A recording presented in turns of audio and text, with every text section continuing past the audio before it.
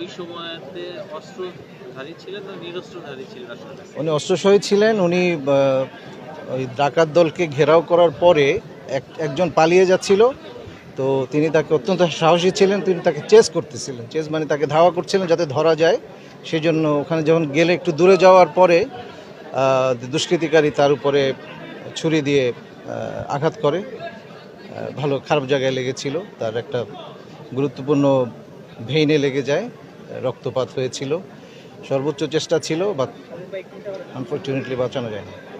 Sir, আরেকটা প্রশ্ন হচ্ছে যে এই যে যারা গ্রেপ্তার হয়েছে এবং যারা তাকে হত্যা করেছে তাদের বিরুদ্ধে আইনগত ব্যবস্থা আসলে কিভাবে আপনারা নেবেন, পরবর্তী পদক্ষেপ?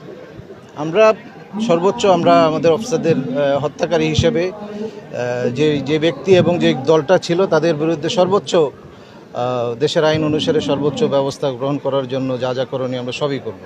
আমাদের অফিসারের গায়ে হাত দেওয়া এবং আলটিমেটলি আমরা আমাদের একটা অত্যন্ত সাহসী কর্মঠ দক্ষ একজন অফিসারকে হারিয়েছি। খুব সহজে এটা আমরা ছাড়ব না। স্যার, পরিবার থেকে একটি কথা বলছি, এখানে কি আরো কোনো সৈন্য আহত হয়েছে কিনা এরকম? না, এটা হয়েছিল যে মূলত বাড়ি ঘেরাও করার পরে একদিক দিয়ে যখন পালিয়ে যাচ্ছিল, এই জায়গাটা ছিল লেফটেন্যান্ট তানজিম যেখানে ছিল সেই দিক দিয়ে। সো ও যখন পালিয়ে যাচ্ছিল সে তাদেরকে ধাওয়া করে ধরার জন্য, যেটা আমরা করে থাকি। আমরা সর্বোচ্চ চেষ্টা করে থাকি। সাহসী ছেলে, সে ওখানে গিয়ে অফিসার তাকে চেস করতে করতে একটু দূরে চলে গিয়েছিল। চলে যায় যখন জাপটে ধরেছিল তখন সে ইয়ে করেছে। এখানে অন্যরা এইখানে ছিল না। অন্যরা যখন টের পেয়েছে যে সে ধাওয়া করছে ততক্ষণে কিছুটা সময় লেগে গিয়েছে। এর মধ্যে তাকে 3টা কোপ দিয়ে ফেলেছে। ভুল জায়গায় ভুল একটা শিরার মধ্যে কোপ পড়ে গিয়েছিল। শিরাটা কেটে যাওয়ার পরে রক্তক্ষরণ হয়, ফলে তাড়াতাড়ি সে মৃত্যুবরণ করে। এখন পর্যন্ত কতজন আটক এবং উদ্ধার? আমরা 6 জনকে আমরা ধরেছি এবং অন্যান্য অস্ত্র, দেশীয় অস্ত্র, বিদেশি অস্ত্র আমরা উদ্ধার করা হয়েছে।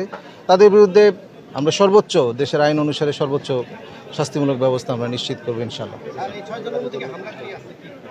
হামলাকারী একজন আছে, এখন বোঝা যাচ্ছে না। যারা পিছনে যারা ধরেছে এটা আমরা দেখে বলতে হবে। হামলাকারীদের মধ্যে অবশ্যই হামলাকারীদের অংশ হিসেবে আমরা 6 জনকে আমরা ধরেছি। স্যার, পরিবারের জন্য কোনো পদক্ষেপ? আমরা তো এখানে এসেছি তার সমবেদনা জানানোর জন্য আমরা এসেছি। আমরা অত্যন্ত সাহসী অফিসার হারিয়েছি, আমরাও দুঃখিত। এই তো।